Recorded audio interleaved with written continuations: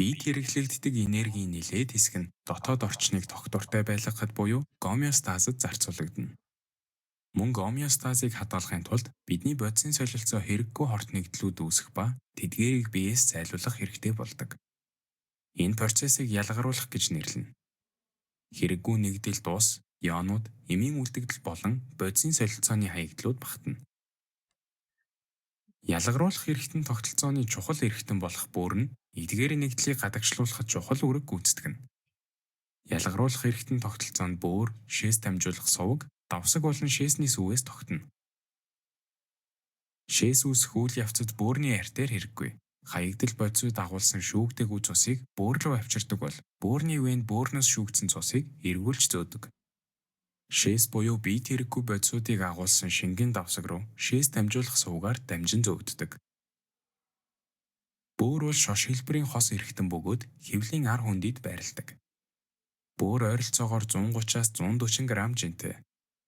Бөөрийн дотоод хонхор ирэмгийг бөөрийн үүд гэх ба цусны судас мэдрэлийн судас шээс дамжуулах суваг эндээс гардаг. Бөөрийн гадна талд хатуу холбогч эдээс тогтох бөөрийн капсул байна. Бөөр нь холтослог болон тархилэг давхраанаас тогтно. Бөөрийн тархилэг давхраа бөөрийн пирамидыг бүрдүүлэх ба пирамид бүр гадуураа холтослог давхрахтай байна. Бөөрийн твшин бөөрийн үүд хэсэгт байх хавтгай юулгүр хэлбэртэй бүтэц бөгөөд бөөрийн пирамид дүүссэн шээсийг цуглуулах үүрэгтэй. Эндээс шээс дамжуулах суваг гардаг. Бөөрийн бүтэц үйл ажиллагааны үндсэн нэгж бол нефрон юм. Бөөр тус бүр ойролцоогоор 1.2 сая нефрон агуулна. Нефронод 3 үндсэн үүрэгтэй: үүнд, фильтрац, эргэн шимэгдүүлэлт, идэвхтэй шүүрэл багтана. Нефроны эхний хэсэг бол бөөрийн түүтгэн цэр бөгөөд холтослог давхрагт байрладаг. Цусны фильтрац буюу шүүгдэлт түүтгэн цэрт явагдана. Түүтгэн цэрийн хэсэгт гломерул гэж нэрлэгдэх афферент артериалоос салаалсан хялгасан судасны бөөгнөрөл байх ба 2 давхар уутад хан болох бомиен капсулаар хүрээлэгдсэн байдаг.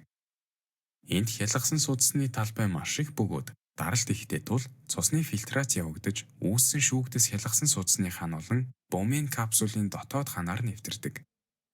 Өдөрт бомиен капсулд 180 литр шүүгдэс үүсэх боловч ихэнх нь нефроны дараагийн хэсгүүдэд эргэн шимэгдэж өдөрт ердөө 1.5 литр шээс үүсэж гадагшилдаг. Бөөрийн түүтгэн цэрээс шүүгдэс ойрын тахир сувг руу орно. Энэ дуус натрийн ихэнх хэсэг хялгасан судас руу эргэн шимэгдэнэ. Идэвхтэй шүүрэл мөн энэ сувагт явагдана. Түүтгэн цэрт байх шүүгдэс рүү орж чаддаггүй хорт нэгдлүүд эмийн үлдэгдэл нефроны сувгийн систем рүү орно. Нефроны дараагийн хэсэг бол генлийн гогцоо бөгөөд бөөрийн тархилэг давхрагт байрлана. Генлийн гогцоо уруудах өксөг хэсэгтээ бөгөөд шүүгдсийн хэмжээг багасгах үүрэгтэй. Уруудах хэсэгт шүүгдснээс ус эргэн шимэгдэх ба ингэснээр осмос концентрацийг нэмэгдүүлдэг.